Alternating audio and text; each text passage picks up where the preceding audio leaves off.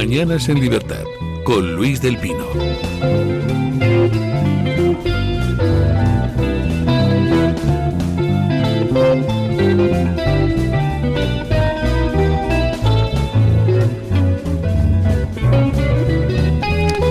Ocho 31 minutos, 7:31 en las Islas Canarias, y comenzamos con nuestra tertulia de hoy. Don Samuel Vázquez, ¿qué tal está usted? Pues muy bien y muy contento, muy buenos días. Muy contento por los resultados en Andalucía, ¿no? Muy contento por los resultados en ¿Se Andalucía. ha paseado usted en muchos sitios en esta campaña? Sí, he estado en unos cuantos. Bueno, a donde voy yo, normalmente yo por mi área, evidentemente, mi área es la seguridad de inmigración, voy a los barrios más castigados. Yo no voy a la feria, el último sitio en el que estuve fue Sevilla, pero no estuve en la feria, estuve en Cerro Amate, estuve en La Plata, estuve entre los Pajaritos y La Plata, en su eminencia. Es desolador, porque es desolador, pero bueno, la gente cada vez está... Fíjate que iba con mis compañeros de Vox Sevilla y me decían que hace 5 o 6 años en ese caminar por La Plata, por Cerro Amate, por su eminencia, los comerciantes locales españoles o la gente de toda la vida de allí no se atrevían a acercarse a la carpa de Vox o a la pulserita de Vox que vamos entregando, no se atrevían, y que ahora ya salían ellos. Es decir, cuando uno lo ha perdido todo, ya ha perdido hasta el miedo. Es decir, ya a mí me salían a decirme, oye, haced algo, por favor, estamos atrapados, nos han dejado atrapados en este barrio, por favor, haced algo. Es a los sitios a donde yo voy. Me contaba usted una cosa fuera del micrófono que me ha dejado un poco sorprendido. La gente empieza a vivir la inseguridad en los barrios y resulta que intenta acudir a las asociaciones de vecinos y están todas tomadas por la izquierda progre y no les hacen ni puñetero caso, con lo cual tienen que autoorganizarse. Correcto, tienen que partir de cero, a pesar de que ya hay un movimiento asociacional en ese barrio, tienen que partir de cero con todo lo que eso implica, porque cuando van a las asociaciones tradicionales que han estado en el barrio toda la vida, están todas absolutamente controladas por la izquierda. Y esa es una de las claves de las que hablábamos antes en estas elecciones. Es decir, el pueblo andaluz le ha dicho a Moreno Bonilla varias cosas. Primera, que ya no se fía de las decisiones que toma en solitario. No quiere que gobierne mayoría absoluta. Eso se lo ha dicho alto y claro, porque le ha hecho perder 5 diputados. Es el partido que más pierde, duplicando o más que duplicando al siguiente, que es el PSOE, con 2.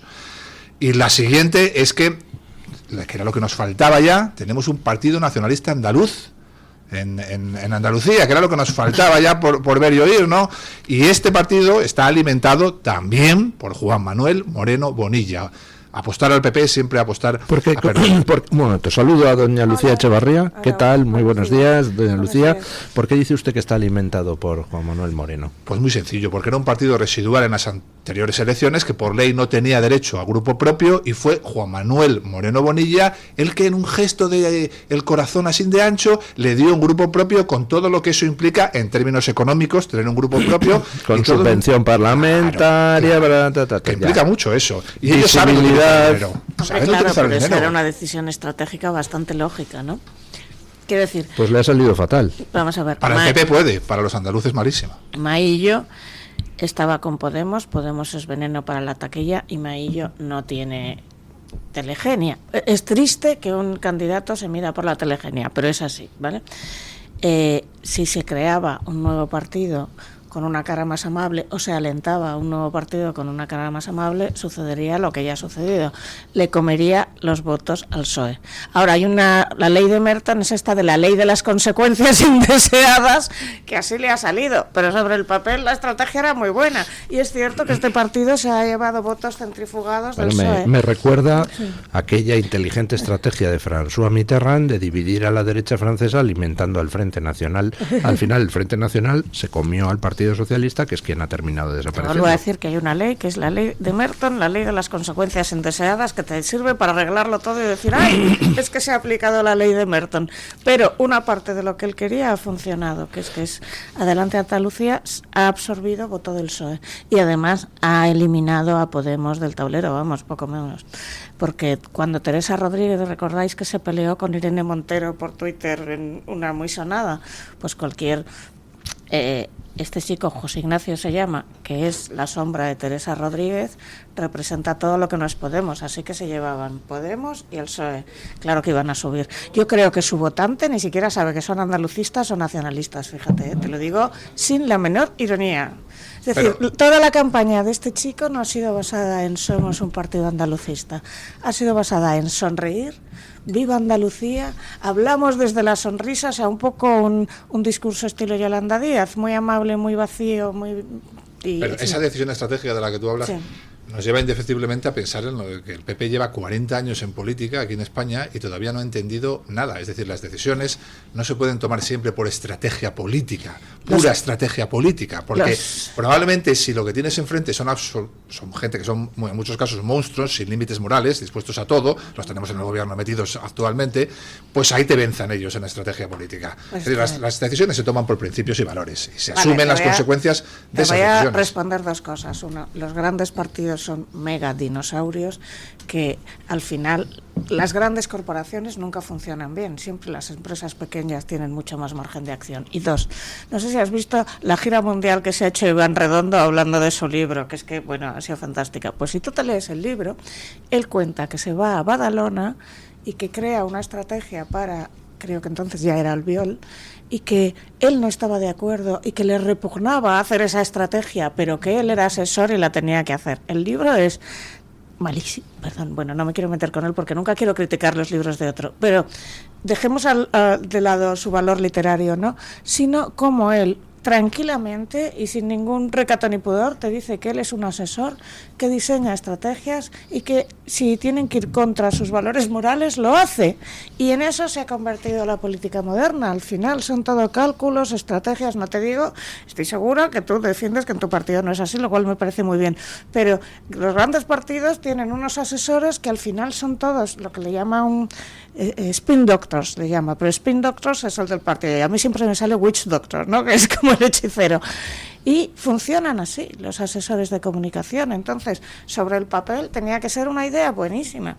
Siempre se ha creado, mira, incluso cuando creamos Podemos, cuando se creó Podemos, se suponía que había sido esta estrategia de aquel señor que falleció, que se llamaba Jesús Algo, que en aquel momento, desde el PP, hizo que le dieran mucha visibilidad a Pablo Iglesias para que Pablo Iglesias le robara votos al PSOE y se quitara de en medio a Izquierda Unida. Y claro, funcionó para mal, porque crearon el monstruo que les acabó por comer, fue el monstruo de Frankenstein. Pero es que sería muy inocente pensar que partidos que funcionan como grandes empresas y que deben dinero hasta el apuntador y que se relacionan con empresarios y demás, funcionan por valores. No, eso es complicado. Dentro habrá gente que sí que funcione por valores, sobre todo la base del partido, los militantes de base, pero según vas subiendo, técnicamente empieza a haber cada vez más gente, y te repito, que ese libro te lo demuestra. O sea, que un señor haga eso ya de por sí es moralmente reprobable, pero que no tenga ningún problema en escribirlo y contarlo pensando que así se va a ganar el apoyo y el ánimo y el cariño del lector, pues ya te dice dónde está este señor, ¿no? No, pues yo creo que alguna vez lo hemos hablado aquí, pero yo personalmente no creo que se pueda comparar lo que hace, bueno, al menos lo que hago yo en mi área, con lo que hacen los dos grandes partidos, y creo que alguna vez hemos definido esos dos grandes partidos aquí como dos grandes industrias, que tú lo acabas de decir, son dos industrias económicas que como dos grandes empresas viven ya casi solo para protegerse a sí mismos y a sus intereses, porque un descenso de un 5% en cualquier territorio implica cientos de despidos, implica un cambio muy grande en lo que es la idiosincrasia del partido y de toda la gente que durante 40 años ha ido colocando a todos los niveles de administración, a todos los niveles de administración, 40 años colocando a todos los niveles de administración. Hay muchísima gente que defiende solo o que le va a ir en la vida tal como le vaya a ir al partido, y por lo tanto se ha convertido en dos industrias que ya viven solo para protegerse a sí mismas y crean estrategias pensando solo en la autoprotección. Bueno, yo no entiendo la política. Por eso, bueno, yo no soy político, ya acabo de llegar. Tienes pero no a Pedro Sánchez así. Con medio partido. Bueno, Pedro Sánchez echó a medio partido nada más entrar, los fue eliminando, sobre todo a gente de capas más bajas, ¿no? Y metiendo a gente que era afín. Pero ahora mismo tiene un problemón porque precisamente se han perdido trabajos y chiringuitos y de toda la vida, tanto en Aragón como en Castilla, como en un 2, 3, respondo otra vez, como en Andalucía, como ¿cuál es la cuarta que nos falta? Castilla-León, ¿no? Sí, Castilla-León, Aragón, Andalucía, Extremadura.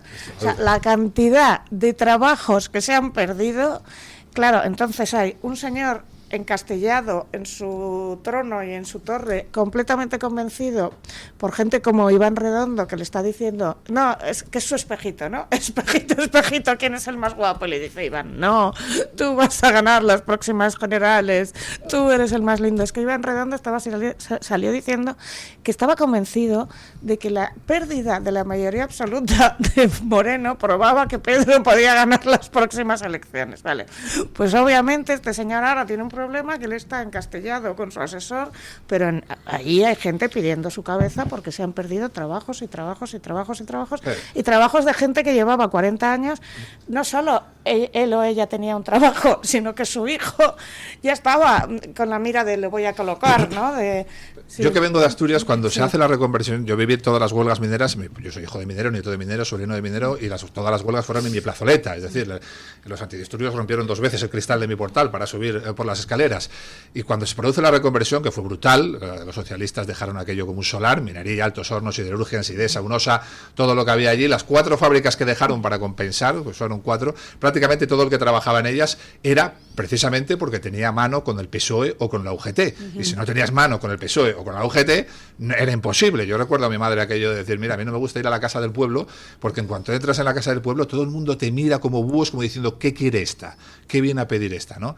Pues eso, al fin y al cabo, es generar una idiosincrasia donde tu vida o la vida de mucha gente depende de cómo le vaya al partido. Exactamente, ni más ni menos. Pero es que son heredados de estructuras caciquiles. ¿Por qué le fue tan fácil al PSOE tener 40, han sido 40 años, ¿no? Más o menos, con mayorías absolutas, mayorías no absolutas, y de vez en cuando se colaba otro. Pero ¿cómo le fue tan fácil? Porque heredaban una estructura caciquil que viene desde el siglo XIX. ¿Por qué es tan fácil en Extremadura? Por lo mismo, porque es una forma de pensar, ¿no? Entonces, romper ese sistema en el que la gente no cree en su propio esfuerzo y su propia capacidad de supervivencia, sino que lleva heredando de su madre, su abuela y tal, una mentalidad de yo necesito que alguien me ayude y yo necesito aferrarme al cacique de turno, sea el color que sea, pues crea estructuras caciquiles, porque lo de Andalucía era de terror.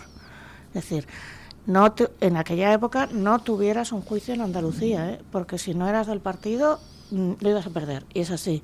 Y no conozco el sistema de Extremadura, pero debía ser igual. Es decir, al final se creaban en sus feudos, porque eran feudos poco menos que feudos medievales, y es lo que él ha traído, porque ahora mismo hay unos siervos de la gleba que somos los autónomos, que estamos pagando el tributo al señor feudal para que lo reparta entre su corte, si es que es tal cual, o sea, si estamos en las mismas, es que ha funcionado. Pero entonces, así. don Luis, para cuando nos vayamos de aquí, que espero que sea dentro de muchísimos años, no podemos dejarle ese mundo a nuestros hijos. Tenemos que luchar para dejarle otro. Bueno, el panorama que se acaba de dibujar aquí, Lucía, ¿no? Yo no puedo ir a mis 3 hijos a contarle que le voy a dejar esto. Pero tú Claro, no le vas a dejar me esto, niego. o sea, pero yo me alegro de que tú estás trabajando para romper esto. Yo me la jugué desde mi inocencia e ingenuidad para romper eso.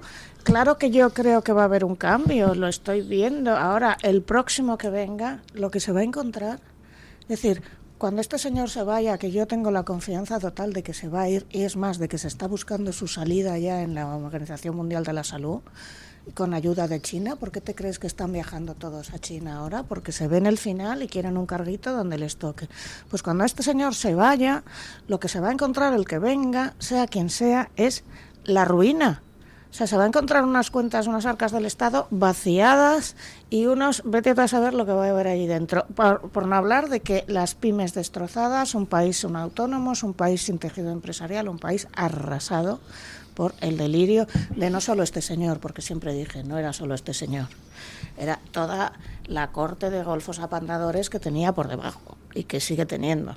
A ver, yo de economía no entiendo, pero sí que creo que el país está en una situación, decía mi amigo ahí en Asturias, ahora que me he vuelto a Asturias, lo recuerdo siempre con cariño, cuando íbamos a alguna casa de algún amigo, que hay en la nevera, y decía, en la nevera hay un ratón con una pistola en la sien. Decía él, no hay nada, ¿no? en la nevera. Pues yo creo también que no hay nada en el fondo de armario y en la nevera, y eso es lo que nos vamos a encontrar. Es decir, que es terrorífico que el país que tiene la carga fiscal más alta de Europa, que cuando lo dices siempre te dicen, no, pero es que empieza a usar IRPF, patrimonio, el 21% de IVA que nos van a poner en la electricidad, todo por lo donde van poniendo tributos feudales por todos lados. Claro, es el que peor servicios públicos tiene, bueno, no peor porque los de Inglaterra son para comer, Reino Unido son para darles de comer aparte, pero luego no es solo que te has cogido todos los impuestos y te los has comido, sino que has destrozado esto, tejido empresarial. Es que autónomos desaparecen 40 al día, pymes están destrozándose, grandes empresas deslocalizan, así todo. Yo que vengo del área de la seguridad y de la criminología, yo lo de los autónomos, de verdad, hasta que me hice portavoz no lo conocía. La cantidad de autónomos, bueno, uno de mis mejores amigos, Óscar, el de taller, es autónomo, y el que te cuenta de, pero es que no se nos puede ya masacrar más. Es decir, ¿pero qué quieren? Gasté mi dinero, tuve mi idea, llevo desde los 14 años trabajando, tengo trabajadores, quieren destruirnos. Esa es la hoja de ruta bolivariana. Es decir, cuando Chávez llegó al poder y decía eso de expropiese, pues lo que quería era expropiar empresas pequeñas, porque a las grandes las controlas o las puedes nacionalizar. Pues si tú destruyes a todos los autónomos, las grandes empresas, coges tu sociedad española de participación industrial y te metes dentro, con lo cual es expropiación y nacionalización. Pero cuando en Cuba decían expropiar y nacionalizar, al menos te lo decían a la cara. Aquí lo hacen mediante rollos civilinos de vamos a destruir. Impuestos, regularizaciones, inspecciones. Exacto. Este hombre me decía, pero es increíble. Burocracia chalada, o sea, burocracia kafkiana, porque llega a puntos que es, tú presentas esto hoy y mañana ya no es horroroso. O sea, en la marcha que va a haber el día 22, 23, que estoy intentando convencerle. Bueno, el 22, por cierto, presento un libro en Manzanares, presento Patocracia en Manzanares el Real, por si vive alguien cerca de Manzanares el Real. ¿A qué hora? En la biblioteca de Manzanares el Real a las 6 de la tarde. Bueno. Vale, entonces, en esa marcha a mí me decían, ¿pero cómo vas a ir porque es una marcha de la ultraderecha? Y la respuesta firme y moderada era porque soy autónoma, y de repente veía que se callaban porque es que no me podían responder, ¿sabes? Yo animo, y además es que, claro, ese truco del divide y vencerás, es que va a ir la ultraderecha, entonces tú no puedes ir, pues no sé, la llamada ultraderecha es para allí con su banderita. Yo me voy a poner una pancarta de soy autónoma, quiero sobrevivir. Yo estaré, desde luego. Yo voy a estar, desde luego. Bueno, ayer salía Moreno Bonilla a decir que, bueno, viendo el resultado de las elecciones, pues está claro que lo razonable sería gobernar en solitario. Yo ya comenté ayer en Twitter que, bueno, palabrería hueca. Sabe Moreno Bonilla, y su lenguaje gestual mientras decía esas cosas, su lenguaje, perdón, no verbal mientras decía esas cosas, pues lo revelaba a las claras, que hay una cosa que no te puedes saltar, que son las matemáticas. Y es que no tiene otra manera de formar gobierno que pactar con Vox. No puede. En teoría, habría la posibilidad de que Juanma Moreno le pidiera al PSOE que se abstuviera, o Adelante Andalucía que se abstuviera. No puede hacerlo, porque si hace eso, mata a Feijóo de cara a las elecciones del año que viene. Con lo cual, pues suponiendo que tuviera la tentación Juanma Moreno de hacer semejante cosa, que no lo creo porque me parece que es un tío pragmático, bajaba Feijóo con una faca desde Génova hasta el Palacio de San Telmo y lo acuchillaba en vivo y en directo. O sea, ni de palo. Van a tener que llegar a un acuerdo, igual que se ha llegado a un acuerdo en Extremadura, que era más difícil llegar a un acuerdo con Guardiola, que es, en fin, bastante más complicadita, ideológicamente progre. Yo creo que Juanma Moreno realmente ideología no tiene ninguna. Es un tío muy pragmático. Ha perdido su posibilidad de ser el próximo presidenciable, porque le estaban haciendo toda la campaña para que fuera el próximo presidenciable. Hablando de asesores, todo el tuneo que le han hecho, que de repente está más joven que hace 10 años, que de repente le han puesto el retrato de Dorian Gray. Hombre, yo supongo que ahí hay un entrenador personal, quizá haya Monjauroz en pico estas cosas. Desde luego hay un tinte vegetal que es el mismo que lleva Iván Redondo. Guapo lo han dejado, porque además era guapo de base. Entonces, aquí han aprendido, si Sánchez lo vendimos por guapo, vamos a vender esto por guapo. Y entonces, si hubiera sacado la mayoría absoluta, era el próximo presidenciable, ¿vale? Segundo, antes de que saliera Meloni, yo hice un artículo en The Objective diciendo, es que va a salir Meloni y no va a ser para tanto. Bueno, me cayó. Bueno, me cae siempre, yo estoy acostumbrada, pero ¿y qué ha pasado? Pues Meloni ha salido, y los que te decían poco menos que las camisas negras iban a volver a desfilar por las calles de Roma, ahora es el índice de popularidad en Italia está desbarrado, pero no solo eso, es que internacionalmente es una señora que cae bien, se nos ha olvidado. Entonces, este truco de es que no va a venir las 7 plagas de Egipto y los fuegos del Averno porque tal, en cuanto la cosa se normaliza, si la cosa va bien, la memoria de la gente es memoria de pez. Y al final la gente lo que quiere es comer. Si resulta que Guardiola con Vox las cosas les funcionan mejor y de repente hay una cierta estabilidad, dentro de 4 años nadie se acuerda de esto. Si Moreno pacta con Vox, dentro de 4 años todo el mundo, de 3 o de 2, se ha olvidado de todas las admoniciones premonitorias y los vaticinios nefastos. ¿Sabes? Sí, pero a la hora de crear esa atmósfera de la que tú hablas, yo tengo que decir, a ver si va a ser que el hombre el redondo está detrás de los dos, de Sánchez y de Bonilla. Hombre, Redondo estuvo en el PP y luego se fue al pues PSOE, igual ¿sabes? está detrás de los dos, porque yo, sí. en esta atmósfera de la que hablas, yo, que llevo poco en política, tengo que decir que colabora tanto o más los medios del PP como los del PSOE. Y también voy a decir otra cosa. A mí, y yo soy portavoz, he viajado ya en año y medio 40 y pico provincias y he atendido a los medios en todas. A mí me manipulan más los medios del PP que los del PSOE. Bueno, vamos a decirte una cosa. Yo voy a alardear de que yo tengo 3 carreras. Una, filología, se quedó justo ahí porque me quedé sin dinero. Pero las otras 2 están. Cuando yo era periodista, hasta que no hice otras cosas, no me di cuenta de que los periodistas somos o son las personas más incultas del mundo. Y se coloca, estoy segura, y esto es una opinión personal, a gente muy, muy, muy inculta, pero a niveles de incultura que yo no daba crédito, precisamente porque son manipulables. Es decir, esta persona que va a salir, el ejemplo claro es Sara Santaolalla, ¿no? Sara Santaolalla es una chica que no tiene ninguna formación, que delante de mis narices dijo yo soy jurista y que se sepa, igual ha pisado la facultad de Derecho, pero ya. Entonces, es fácil convencerla. Le recuerdo Sí. que la gente a la que usted menciona no ha pasado por nuestro departamento comercial para contratar Ah, una vale, campaña vale, publicitaria, vale, por bueno, tanto, no lo vamos a decir, mencione usted pero vamos, chorradas pongo un de ejemplo, tertulianas. Vale, pues lo que te quiero decir es que se escoge, no por casualidad, sobre todo en la base o en los tertulianos, a gente que tiene muy poca idea de las cosas, con lo cual cuando le pasan el argumentario, se lo creen. Es decir, como tú sabes, bueno, quizás ustedes saben, les llega una cosa a lo que tienen que decir. Cuando le hacías una pregunta, voy a poner un ejemplo, sin nombres, una que empezó, la ley trans, y yo le decía, pero si el propio Bolaños ha reconocido que no tiene seguridad jurídica, y ella le debía explotar la cabeza, y empezó, pero es un fraude de ley, como si hubiera, ¿sabes?, como un papagayo. Entonces, ¿por qué hay medios? Porque el medio, no por casualidad, aparte porque a los periodistas de la parte baja se les paga muy mal, a los de abajo se les paga muy mal y a los de arriba se les paga mucho. A los de arriba se les paga mucho por mentir, porque saben que mienten, y a los de abajo se escoge gente que no tiene ni puta idea y que cuando recibe lo que le dicen no lo puede cuestionar porque el ignorante no sabe que no sabe. Entonces, al final, lo de los medios en España es activistas políticos haciendo propaganda y fuera. Y fuera, pues y ya hemos está. convertido ¿sabes? lo que era el cuarto poder en Sí. los amigos íntimos del segundo poder. Exactamente. Y si exceptúas 3 o 4 outsiders, tipo Don Luis, pues al final son todos los amigos íntimos del Y segundo claro, poder. y encima, entre el Poder Judicial y el Poder Ejecutivo, no sé, o sea, el Ejecutivo y el Judicial, no hay separación. O sea, no hay separación de poderes entre los 3 poderes clásicos de Montesquieu. Y luego tienes el presunto cuarto, que no es más que un brazo armado del primero, ¿sabes? Pero cuando hablamos de medios en España, yo creo que esto es a nivel global, es decir, todos los medios occidentales más o menos les pasa lo mismo, hay muy pocos independientes, es decir, tú vas a Estados Unidos y ya sabes lo que va a decir la Fox, lo que va a decir la CNN, ¿sabes?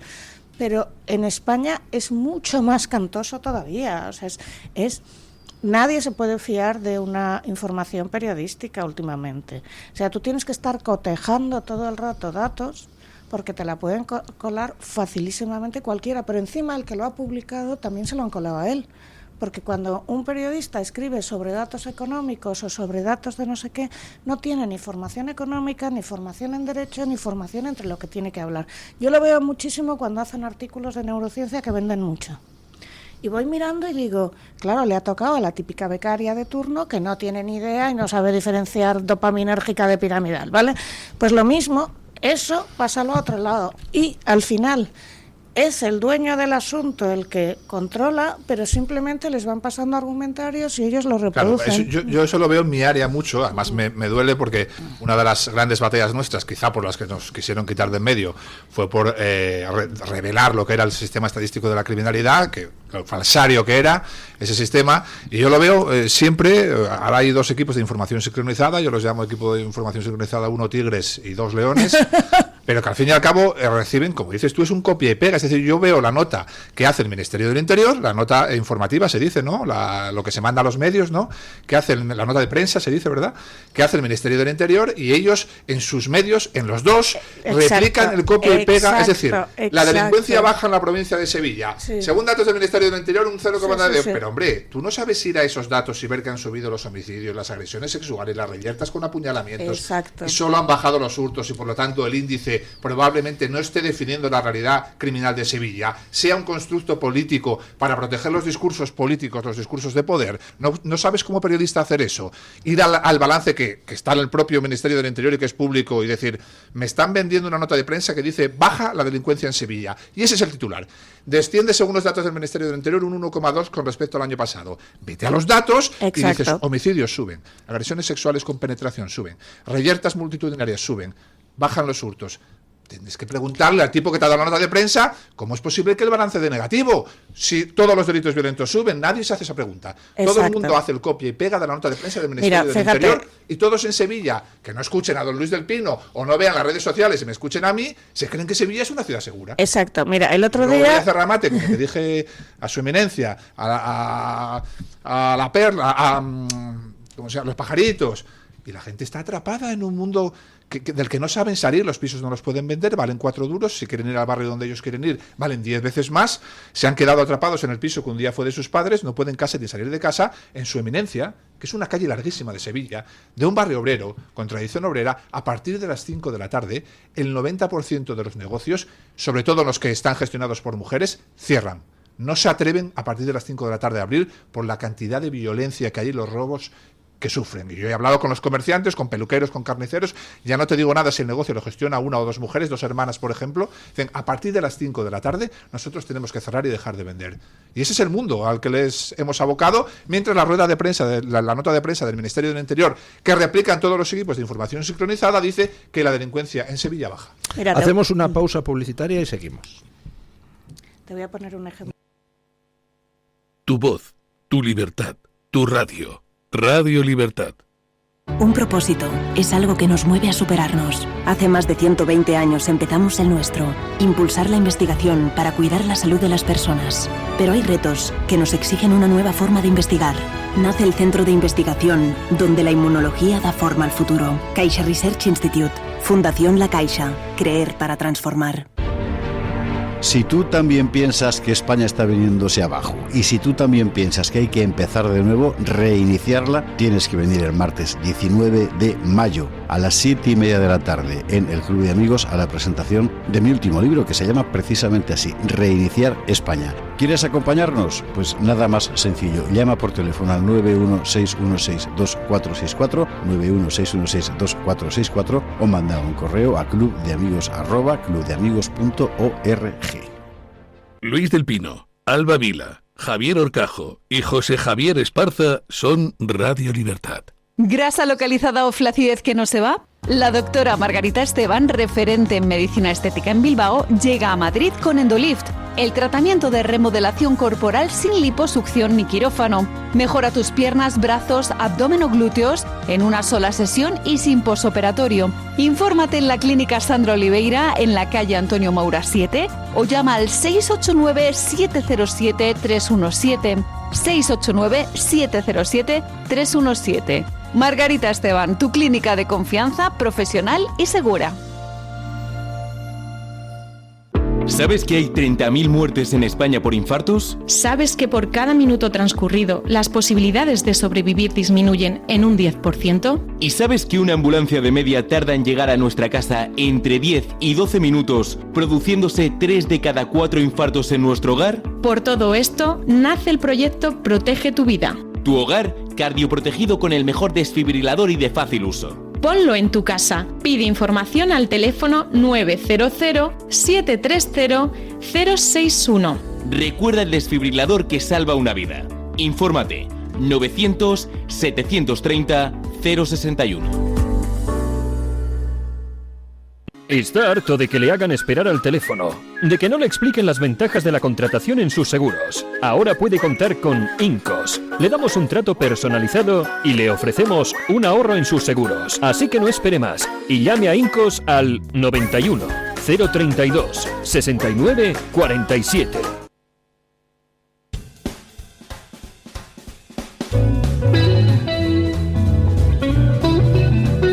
Mañanas en Libertad, con Luis del Pino.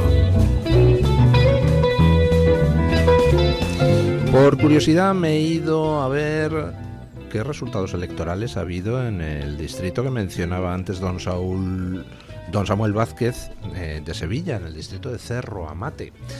En Andalucía, en estas elecciones autonómicas, el PSOE ha perdido un puntito, más o menos. En Cerro Amate ha perdido 5 puntos. ¿El PSOE en Cerro Amate? Sí. El PP en las elecciones en toda Andalucía ha perdido un par de puntos. En Cerro Amate ha perdido 4. Vox en toda Andalucía ha ganado 1 punto. En Cerro Amate ha ganado 3,5 puntos. Me lo he pateado yo Cerro Amate entero. Y es desolador. Y lo hablaba con un vecino allí, que hablábamos de que ya hemos perdido todo, es que hemos perdido hasta el miedo, y es así. Hoy hablaba yo en las noticias de un dato muy interesante que sacaba don Alejandro Macarrón ayer a través de su cuenta que se llama Renacimiento Demográfico en Twitter. Ha analizado con los datos oficiales cuál ha sido el voto a Vox en los distintos ayuntamientos y lo ha comparado con el porcentaje de inmigración africana que hay en cada ayuntamiento, el porcentaje oficial. Bueno, la correlación es casi perfecta, un 96% de correlación. ¿Doble de porcentaje de inmigración africana? Doble de voto a Vox. Es casi una constante. En Cerro Amate tienen un gran problema con la inmigración norteafricana y subsahariana, sobre todo magrebí, y iba a decir que no se integra, no, que no tiene ninguna intención de integrarse. ¿Sabes? Este tipo de inmigración que viene aquí no tiene ninguna intención de integrarse, y efectivamente tienen uno de los grandes problemas de ese barrio, es efectivamente ese. No sabía los datos, pero no me extraña nada por lo que palpé de la gente, la desesperación de la gente. Usted decía antes que estamos viendo pues incrementos de la criminalidad que intenta disfrazar el ministerio, por ejemplo, sacando todos los delitos informáticos de las estadísticas y todas esas cosas, ¿no? Porque si metes los delitos informáticos, entonces crecen mucho más de lo que bajan los hurtos. Pero bueno, compensa y ya no te sale el balance negativo. Claro. Bueno, pero a mí hay otra cosa que me preocupa más, que es el aspecto cualitativo. Lo que estamos viendo en estos últimos años no es solo que aumente el número de delitos violentos, sino que además estamos viendo ciertos delitos que yo por lo menos no los recuerdo. Usted es policía, ha sido policía durante mucho tiempo. Corríjame si me equivoco, pero en España no era habitual, por ejemplo, la noticia que veía hoy al levantarme de 4 argelinos le pegan de cuchilladas a un señor, no sé si era en Palma de Mallorca o algo por el estilo, para quitarle unas zapatillas de deporte. O, por ejemplo, saqueos después de la Dana en Valencia. O, por ejemplo, agresiones sexuales absolutamente salvajes en manada contra mujeres. Te lo puedo explicar yo. Eso es la violencia tribal. Cuando tú traes por miles a personas que vienen de un continente donde la violencia es un ítem fundamental para dirimir conflictos e incluso para escalar en la pirámide social, pues es obvio que si además los sueltas sin ninguna capacidad ni trabajo para ninguno, no sé si salía en la EPA esta que había 700.000 inmigrantes en paro, me parece una barbaridad, ¿no? Los sueltas por las ciudades y les permites deambular mañana, tarde y noche por allí sin nada que hacer, pues acaban juntándose de manera tribal y acaban replicando los comportamientos en origen. Esto ha pasado en todos los países europeos, y hace sociología criminal, en Francia, en Bélgica, en Suecia, y era evidente que iba a pasar aquí. Y además, algunos habíamos avisado de que iba a pasar aquí desde hace una década, pero nadie, absolutamente nadie, quiso escuchar. Hablas de las manadas. Nosotros Conocimos la manada por aquello que sucedió en Pamplona. Conocimos hasta el equipo de fútbol al que pertenecían los autores de la manada. Ha habido casi 5.000 manadas desde aquella, de las que no conocemos absolutamente nada. La violencia por la violencia, esos escenarios mucho más tribales que no tienen nada que ver con el nivel de civilización al que había llegado Occidente, la han vuelto a introducir en nuestras calles. Para siquiera atisbar algo parecido, deberíamos volver a los años 80, donde había un componente, un ítem que definía el 80% de la violencia, que era la heroína. La heroína desesperaba a la gente y la devolvía a su estadio más tribal, a aquel que pierde la racionalidad completa, ¿no? Pero una vez que fue decayendo la heroína, según se acababan los 80 y subían los 90 hasta casi desaparecer de las calles, nos convertimos en un país a finales de los 90 con los estándares de seguridad que deseamos para nuestros hijos, ¿no? Eso ha vuelto ahora sin heroína. Y hay que preguntarse por qué. Con heroína, te voy a explicar. Cuando viene... No, la heroína no. Tiene el impacto que tienen los 80. No, con heroína no, con otra cosa. En Marruecos, y yo entiendo, yo conozco el caso de Marruecos, los otros no los conozco, pero en Marruecos hay algo que se llaman los chamcars o chamcaris. Chamcar es pegamento. Entonces son niños que van en las grandes ciudades conozco, he estado con muchos. Desde los 5 años, que primero llevan metiéndose pegamento, lo cual es destrozarte. O sea, esnifar pegamento es destrozarte todo el sistema. El lóbulo frontal se quema, con lo cual tu control de los impulsos desaparece. Y aparte son gente que se cría en un sitio muy violento y que reciben agresiones de todo tipo, sexuales incluidas, desde pequeños. Su posibilidad, tú eres criminólogo, de rehabilitación es muy pequeña, pero desde luego si existe, no existe en un centro de menas, existe con un tratamiento muy especializado. Individualizado. Exacto. Entonces, ¿qué pasa?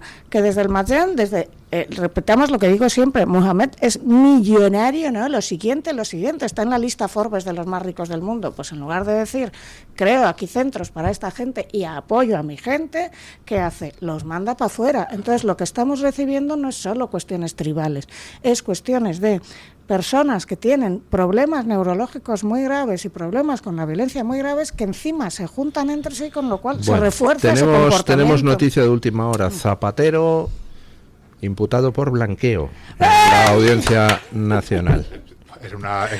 Era cuestión de tiempo, ¿no? Sí. Primera vez que un expresidente de gobierno español es investigado en una causa por corrupción. La imputación de Zapatero la ha acordado el magistrado José Luis Calama, titular del Juzgado Central de Instrucción número 4, aunque tiene su origen esto en la primera fase de las diligencias sobre Plus Ultra lideradas por el Juzgado de Instrucción número 15 de Madrid. Yo tengo que decir que llega un poco más tarde de lo que algunos creían, algunos en el poder digo, porque ¿os acordáis cuando los americanos entraron en Venezuela por Maduro? Pues a mí me consta, porque así me lo transmitió un mando policial, que al día siguiente de la detención de Maduro hubo una reunión al más alto nivel en la creencia de que Zapatero iba a caer en apenas 24 o 48 horas y había que decidir si sacarlo del país, si quedárselo aquí, si protegerle aquí o si entregarlo o lo que viniera. Y no es casualidad que Marlaska haya desmantelado el equipo Ares, que lo haya hecho coincidir con las elecciones andaluzas para que la noticia no ocupara primera plana, pero ha llegado un poco tarde. El equipo Ares era el que hacía toda la investigación y el informe de Zapatero. Como está desmantelado, se supone que ese informe no puede llegar al juez. Y entonces te pregunto a ti, cuando desmantelan el equipo Ares, ¿en qué ralentiza la investigación eso? Lo ralentiza hasta este momento que acaba de decir don Luis. Vale. Es decir, mientras tiene control policial, Marlaska tiene mucho control. Sí. En el mismo momento que un juez ha dicho sí, es decir, sí, lo veo, olvídate. Es decir, lo de Zapatero va a llegar hasta el final, porque los jueces ya no admiten, iba a decir como antes, ya no admiten esto de que te cambia este mando policial. ¿Por qué la UCO sigue siendo uno de los pilares de nuestra democracia? Porque no hay ningún juez dentro de esas investigaciones que permita al Ministerio del Interior cambiar los mandos a mitad de la investigación o decelerar la investigación. No, a partir de que el juez dice sí, es él el que toma las decisiones, es él el que da la velocidad a la que debe ir la investigación y es él el que decide los mandos. De hecho, los jueces actualmente, incluso hay veces que no admiten que se cambie un mando, dicen no, o al revés, dicen este mando, por lo que sea no le quiero, me pones otro. Entonces, a partir de ahora ya es mucho más difícil para el Ministerio, ni para Marlaska, ni para nadie controlar nada. ¿Tú crees que han acelerado la imputación cuando se han dado cuenta de Marlaska acaba de desmantelar el Ares? Claro, No te quiero contestar. Una buena pregunta. Te quiero contestar. Sería una respuesta muy arriesgada. Vale. Sería una respuesta muy arriesgada. Yo me alegro mucho de que ya esté un juez tomando la batuta. No haré más preguntas, señoría. Ahí lo dejo. Pero esto es una buenísima noticia. Vamos a dejarlo ahí. Esto es una buena noticia. Que un juez ya tenga la batuta es una malísima noticia para Marlaska y para el PSOE en general y una buenísima noticia para los españoles. Una buenísima noticia. Y una buenísima noticia para los venezolanos. Eso iba a decir yo, exactamente. Bueno, y para los venezolanos sí. O sea, que yo si tengo Zapatero acaba en la cárcel, muchos abriremos una botella de champán en España. Pero en Venezuela se van a agarrar una curda monumental, o sea, vamos, van a acabar con las existencias de champán. Yo siempre del país. dije aquí que Marco Rubio les tenía enfilados. ¿Sabes que Marco Rubio está planeando ya ha dicho que va a ir a por Raúl Castro y ya le están... ya le van a imputar en Miami. Sí, ya le han imputado. O sea, siempre he dicho que no os fiáis de Marco Rubio, que además saco mi bola de cristal, presidente en el 2028. O sea, está haciendo todo para llegar a campaña. No, ahí se equivoca usted. Él ya ha dicho que apoyará a J.D. Vance, y además es lo lógico que vayan en tándem Vance y Rubio ahora, Vance, 8 años de Vance y después bien. 8 años de Rubio. Está bien, sí. Tienes toda razón. Es que además los dos... Pero es que Vance últimamente no sale en ninguna parte, lo tienen ahí aparcado como un mueble, ¿sabes? De vez en cuando sale la señora en revistas de moda y ya está ahí, o sea... Hombre, pero es que es el vicepresidente, es que realmente el vicepresidente yo creo que ha tenido bastante más apariciones públicas que otros vicepresidentes anteriores. Porque es un señor que es perfecto para, hablemos de nuevo de la comunicación. Tiene una mujer que no es blanca en los estándares americanos, tiene 3 niños ideales, es católico, con lo cual pilla esa parte del electorado, viene de una familia hiper desestructurada, su madre era adicta al fentanilo, vamos, el relato es perfecto y habla que te mueres. Entonces yo esperaba más de Vance y una vez hizo toda la campaña, lo arrumbaron como un mueble ahí y ala, venga, Marco Rubio. A Marco Rubio le ha dado mucha cancha a Trump, pero tampoco no ha arrumbado como un mueble a Vance. Yo no le veo últimamente le nunca. mandó a Europa a la conferencia de Múnich, donde nos leyó la cartilla y además con toda la razón. Pero eso es cierto, pero hace un año que ni se le ve. No, ahora en lo que está Vance es un poco en controlar el ala derecha del Partido Republicano, toda esta gente cercana a Tucker Carlson y todo esto, es, digamos, el ancla para que no se parta el Partido Republicano por ahí. Pero yo no creo que vaya a haber pelea entre Vance y Rubio por ver... Hombre, a no ser que, yo que sé, mañana salta un escándalo de Vance y resulta que queda desactivado, entonces Marco Rubio evidentemente da el paso. Yendo otra vez a las elecciones andaluzas, es que leo ahora un análisis en El Debate. Resulta que en todas las zonas de renta más baja de Andalucía, Vox supera a toda la izquierda del PSOE. Hombre, obviamente. Es que, a ver, Maillo y su cohorte desactivados. Les han votado 200.000 personas, es decir, sus amigos y su red clientelar y sus familias. Los otros, adelante Andalucía, no dejas de percibirle. Es que esa es la paradoja de la izquierda brilli española, que son todos súper pijos. Tengo un capítulo en Patocracia dedicado a de dónde viene cada uno. Entonces, si bien Teresa Rodríguez es cierto que era una profesora, todo lo que está alrededor son gente de muy buenas familias, que no viven precisamente en las zonas de las que hemos hablado. Entonces, al final, yo que sí me sigo codeando con gente del PSOE o de Izquierda Unida, o de Podemos, no, obviamente, porque los odio, pero... Es que al final es el caso que te he dado, hijos de gente que ha hecho mucho dinero en el desarrollismo o dinero suficiente para tener 2 casas y dejarlos a sus hijos cubiertos, hijos que han ido a la universidad, que tienen este marchamo de yo soy de clase obrera porque mi madre limpiaba casas, pero tú ya te has desclasado, chaval, tú tienes 3 pisos y vives en un sitio ideal y ganas una pasta. Entonces, las personas de las que tú estás hablando, yo gracias a Dios vivo en la parte noble de Lavapiés, y Lavapiés no es de las zonas más conflictivas ahora mismo, como tú bien sabes, pero la persona que vive en Terrassa, en Salt, en Olot... yo he estado allí, están desesperados. Desesperados. Que te lloran cuando te hablan. Que te lloran. La persona que viva en Madrid, no sé, en el Villaverde, ¿vale? O sobre todo en la periferia, que no pueda... Mira, yo tengo una amiga de Terrassa que es trans y vota Vox. ¿Y por qué? Porque ella, cuando tiene que salir... tiene que ir con una especie de ¿cómo se dice?, guardapolvo, tapadísima, para ir a coger el metro o para ir a la estación, porque está muy buena, o sea, es una chica que llama mucho la atención, pero notas que es trans también. Entonces, lo que ha tenido que oír, la han escupido por la calle, le han dicho de todo.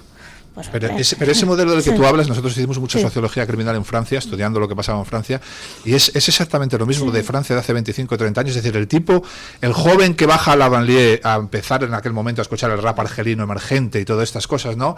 Con aquella estética del norte de África emergente que se empezaba a ver en los barrios como Saint-Denis, es el hijo del niño pijo, es decir, el desclasado, como tú dices, que sí, que su padre hizo dinero en un momento dado por lo que fuere, a lo mejor fue por trabajar mucho, que yo no digo nada. No, sus padres normalmente han trabajado muchísimo, claro, y les han inculcado a sus hijos la idea, y sus padres eran del PSOE, la idea de somos clase obrera. No, tu padre era clase obrera. Claro. Tu padre, y se lo han metido como una identidad, y cuando alguien tiene una identidad y de eso depende su identidad, moverle es muy difícil, pero tú ya te has desclasado y estás en la parte de arriba. Y muchos de los de estos que tú odias, como dices, de Podemos, el Pinar, todos estos vienen de gente de... Urtasun, ¿quién era su padre?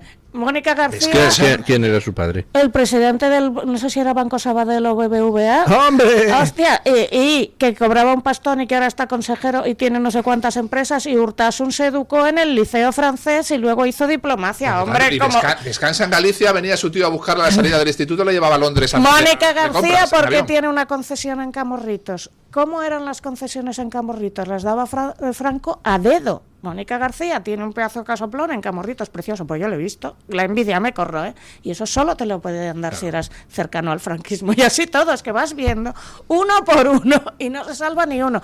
Pero yo lo llamo modelo de Rejón, es decir, el Rejón es un chico que nace en una zona que si la ves en Google Maps son todos chalés con piscina, Pozuelo. O sea, que no es como mi barrio que yo iba a la piscina municipal, no, chalés con piscina, luego a su papá venía todos los días un chofer a recogerle a las 7 de la mañana, y él ha crecido viendo eso, y ahora va a Vallecas a hablarle a los obreros de que si no sabes lo que es eso. Pero si es que hay fotos de Rejón de joven con los chinos, ¿te acuerdas los chinos? Que era el uniforme de pijo de Pozuelo. Sí. No, es que si voy uno por uno, pero incluso cuando decía, yo creo que Irene Montero es el ejemplo típico. Ahora está con los chinos, pero de Pekín, sí. ¿no? Irene Montero es el ejemplo típico, porque ella decía, mi padre era un honrado mozo de almacén. Sí, su padre empezó como mozo de almacén, pero acabó con una empresa de mudanzas. Entonces sí es cierto que el padre empieza de la nada, pero ella ya, cuando ella va a la universidad, su padre ya tiene bastante dinero y por eso hereda. Por eso le dice a una señora, yo tengo un chalet porque he heredado. Pues ese es el ejemplo clásico. Su papá sí que tendría una concepción de soy de clase obrera, pero ella no lo ha sido. Pero fíjate la mentalidad esa de la que hablas, lo que es la psicología, que tú sabes más, cómo estará tan arraigada en cientos de miles de personas, que viendo que el rol modelo de líder político se ha transformado absolutamente, y ya no son Rejones, Pablo Iglesias, tal, siga todavía habiendo obreros que votan a esta gente. ¿Pero quién vota a esta gente? Todavía mira lo que ha pasado con Maillo. Mira lo que ha pasado con Maillo. O sea, Maillo... Pero lo normal es que ya no les votara ningún obrero en ningún barrio de la periferia. Bueno, porque ellos han creado... Recuerda este momento de Errejón diciendo tenemos que dejar instituciones paralelas que nos permitan sobrevivir. Porque te recuerdo que el momento que estuvieron, que tocaron moqueta, yo solo sé el caso de la ley trans, pero otro. A partir de la ley trans crearon una red clientelar inmensa que les debe mucho dinero. Y supongo que en otros ministerios harían lo mismo. Entonces, ¿quién les vota? Su red clientelar. La gente que tiene una ONG, una asociación o un no sé qué, que está recibiendo dinero gracias a ellos y que necesita que ellos toquen un poquito de poder para seguir recibiéndoles. Claro. Si en Andalucía solo han tenido 200.000 miserables votos, coño, eso es nada. Eso es tu red clientelar, tus padres y tus hermanos. Ya, nadie más. No hay ningún, yo no conozco a nadie, es decir, toda la gente que conozco, toda la que vota al PSOE, y conozco a mucha, tiene muchísimo dinero. Muchísimo, de que no es Elon Musk, y ellos no se perciben como gente con dinero, porque eso se llama efecto del falso consenso. Como tú estás en una burbuja en la que todo el mundo tiene ese dinero, pero ves a gente que tiene mucho más, crees que tú no tienes, porque jamás en la vida te vas a ir a Villaverde, porque no conoces Villaverde. Estoy empezando por ahí, ¿no? Yo puedo decir como anécdota que he estado 20 no sé qué años, hasta que a Marlaska no le gustó cómo trabajaba en la policía, en la calle, no muchos, pero he tenido ciertos conflictos donde estaba implicado un político. Y siempre, pero sin excepción, siempre que he escuchado la palabra o la actitud, tú no sabes quién soy yo, detrás había un político de izquierdas. no con esas palabras a lo mejor, pero hasta de decir, oiga, que tengo el teléfono del comisario, lo llamo ahora mismo, llama usted a quien le dé la gana. Ya le he dicho que se para ahí, punto. Y si conoce usted al comisario, me lo pone, que se lo explico yo al comisario. Pero no, eso siempre viene de políticos de izquierdas, siempre. Recuerdo, yo no creo. Yo tenía un familiar, era médico, y a veces le llegaba a algún enfermo a montarle una bronca por algo absurdo, ¿no? Entonces el otro decía que no le voy a recetar a usted estas medicinas que usted me reclama si antes no le veo. Me da igual que usted tenga un médico privado que le haya dicho no sé qué. Yo si no veo que tiene usted, no le voy a extender una receta. Pues me voy a quejar al inspector. Pues dele usted un beso en la boca de mi parte. Esa amenaza que es permanente que en la policía muchas veces pasa eso. Tengo el teléfono del comisario, pues dámele. De todas formas, también ha habido muchos del PP que han hecho lo mismo. Es decir, yo no creo que ningún partido tenga la exclusividad de tener a gente buena o gente mala, sobre todo en las pero bases. No hablo de mala, hablo de arrogancia en la actitud. Y de arrogancia y de no sé qué, eso lo tiene todo el mundo. Esto es como los nuevos ricos futbolistas que vienen de zonas muy pobres y empiezan a colgarse oro, como diciendo tal. Pues es un poco esa arrogancia de que siempre han defendido cierto aspecto de humildad en la política y demás, pero luego cuando les toca a ellos se convierten en absolutamente arrogantes. Pero es cierto que ahora mismo el que vota a la derecha es el obrero de sitios donde los problemas se ven, porque si tú estás viviendo en Pozuelo, en el mejor barrio de Badalona, en el Eixample, en, yo qué sé, aquí mismo, en los que yo estoy pensando viven en Las Cortes. O sea, ¿de qué me estás hablando tú de clase obrera que tienes un piso en Las Cortes? Sí, pero eso lo hemos conseguido. Cuando el problema es muy visible y lo tienes el felpudo de tu casa, evidentemente el obrero no es tonto. Pero hay sitios donde, por ejemplo, el problema de la inseguridad todavía no es tan visible como en otros, por ejemplo, en el norte de España, si exceptúas el País Vasco, en Asturias, en mi tierra, donde todavía el problema de la inseguridad, aunque ya empieza a emerger, no es todavía tan visible y todavía tienen esa idiosincrasia. En Asturias gobierna el PSOE, gobierna Barbón, y todavía tienen esa mentalidad de que el de izquierdas es el tipo honrado, humilde y bueno que va a luchar por el trabajador. Asturias es un caso particular que tú conoces mucho mejor que yo por todas las indemnizaciones que se le hicieron a los mineros cuando la reconversión, en el que hay familias enteras viviendo de su abuelo que a los 56 años se jubiló con 3.000 euros. Eso se llama red clientelar. Pero ya no son solo mineros, yo vengo de familia minera, pero ya no son solo mineros, esa mentalidad está incrustada en toda la sociedad. Y hasta que no vean también al lobo en el felpudo de su puerta, es muy difícil cambiar esa mentalidad. Pues eso es Asturias, yo te digo que lo que mentalidad yo muy veo, trabajada durante muchos años. Lo que yo veo de gente que me dice muy bajito que va a votar otras cosas, porque mira, te voy a poner el ejemplo de Lavapiés, ¿vale? Yo, como tú sabes, antes no podía bajar a determinadas zonas de Lavapiés porque me habían pegado. Además, nunca me intentaban pegar de verdad, era más acojonarme para que yo contestara y poderme grabar y ridiculizarme. Desde hace un tiempo yo bajo y me dicen en calladito, así, te veo en Luis del Pino, ¿sabes? Te veo, pero lo dicen súper callado y me dicen siempre lo mismo, dile a Luis del Pino que somos la resistencia de Lavapiés. ¿Y quiénes son?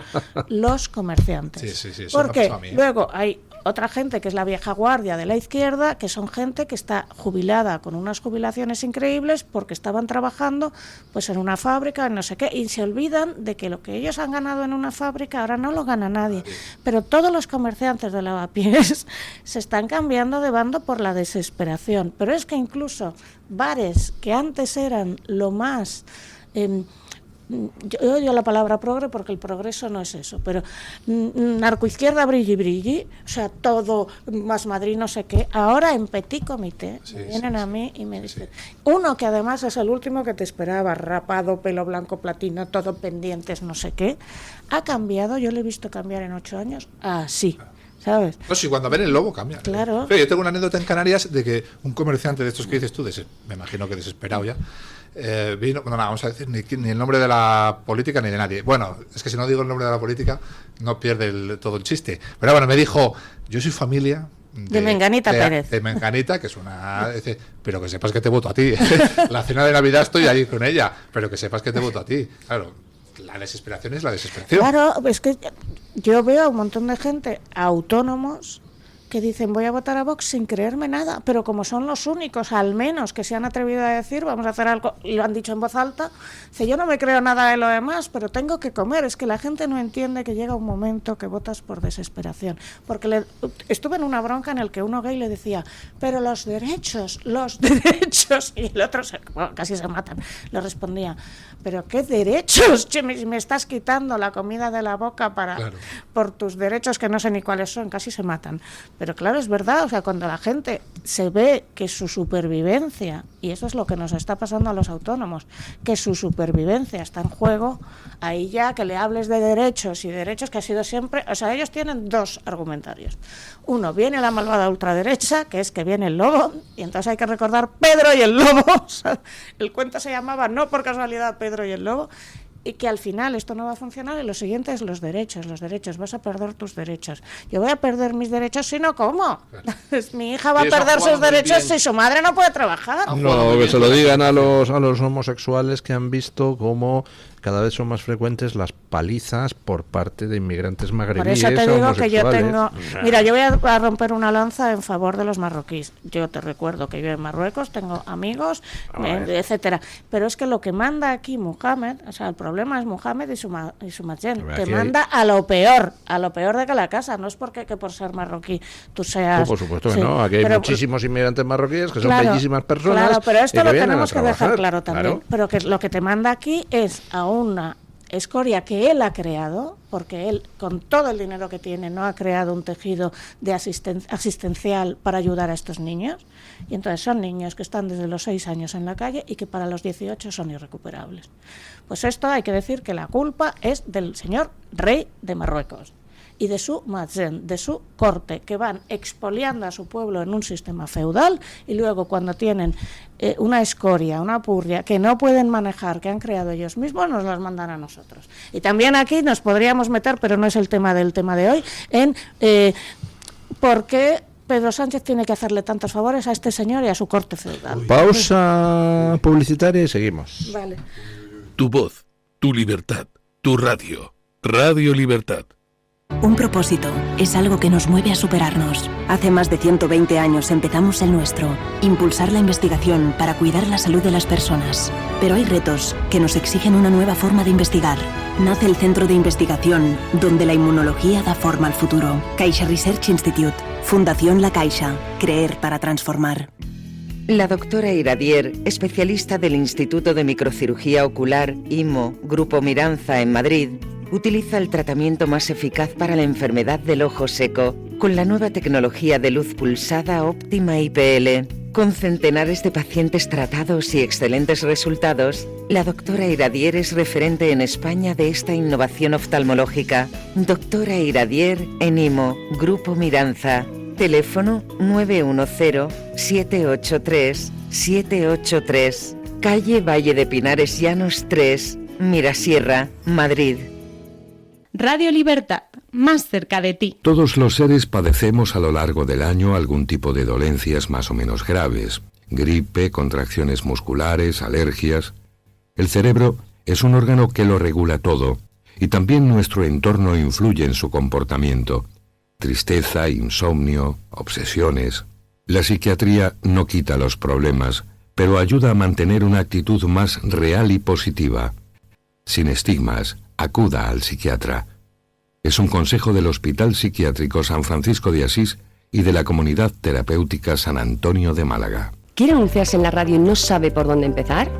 En Radio Libertad le brindamos la oportunidad de promocionar su negocio en una emisora comprometida con la libertad de expresión. Aproveche nuestras ofertas exclusivas para nuevos clientes.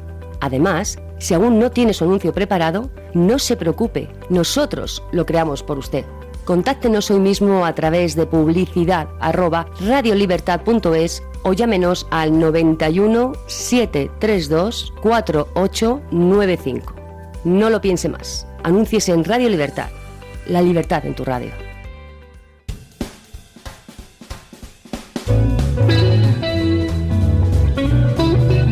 Mañanas en Libertad, con Luis del Pino.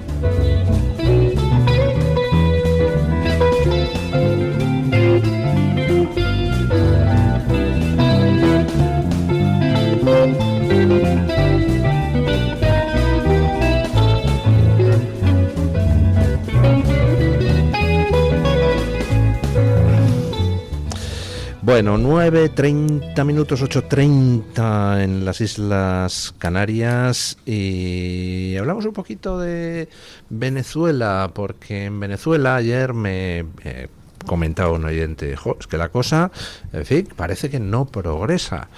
Bueno, y de repente me di cuenta en ese momento, pero si llevamos 4 meses solo desde la detención de Maduro, y sí que han progresado las cosas. Ahora, todos es que querríamos más ritmo, ¿verdad? A ver, primero Saab ya está en Estados Unidos, que lo ha...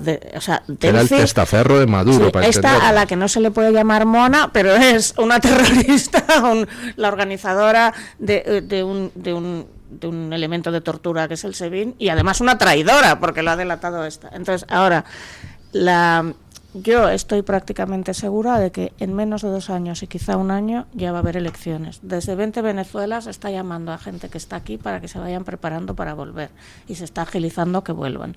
Pero aquí la disyuntiva es la siguiente. Tú tienes a 2 hermanos, Delcy y Jorge, que son monstruos de verdad, que han organizado un sistema de represión y tortura de los peores del mundo.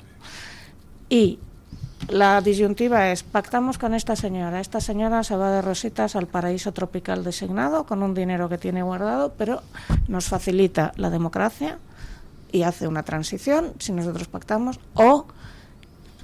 pero si hacemos eso, ¿hasta qué punto nos lo va a perdonar el pueblo venezolano, que la odia con todo su corazón? Es que yo recuerdo cuando le llamaban mona, pero que para mona no es nada respecto a lo que lo tendrías que llamar. O no pactamos. Si no pactamos, esto se puede eternizar, teniendo en cuenta que te tienes que enfrentar con una gente que tiene el país tomado. Y si pactamos, esto no se eterniza, pero es que le has dejado salir a 2 monstruos, porque son 2 monstruos, tal pa' cual, hijos de otros monstruos. Pues esa es la disyuntiva, pero en mi opinión queda ya muy poco por los movimientos que yo veo. Y los movimientos son que desde 20 Venezuela, que es el partido de María Corina, hay llamadas a todos los que están aquí diciendo que se preparen, que van a tener que volver, que van a tener que hacer una campaña, que si iban a, no sé, pillarse un trabajo aquí o casarse y tener 4 niños, que se lo piensen, que tienen que volver. Hay un caso particular, que no puedo decir quién es, que esta persona iba a aceptar un trabajo muy importante aquí y le dijeron, no, que te vas a tener que volver, ten cuidado, ¿sabes? Yo creo, yo he hablado con algún venezolano amigo, y yo creo que la palabra es el ritmo al que van las cosas. Es decir, cuando llevas tanto tiempo esperando algo y ves que ese algo puede suceder, pues el ansia que tienes, el propio ansia, las cosas llevan un tiempo. Y parece que llevábamos mucho más, me acaba de decir 4 meses solo desde que... O sea, a Maduro se le detiene el 3 de enero. Pues mira, 3 de enero al 3 de mayo, pues son 4 meses. 4 meses. Es que, claro, un régimen tan podrido, tan copado por dentro. Que se le detiene un momento por la traidora, es que, quiero decir, ¿quién va delatando a todo el mundo? Pues Delcy y Jorge, que han ido... Vale, te lo doy. Pero ahora lo que tienen los venezolanos es ese ansia de que lo ven por primera vez tan cerca, que claro, 4 meses probablemente les parezcan 4 años a los venezolanos. Es un problema de ritmo, de que con los que yo he hablado siempre me han dicho lo mismo.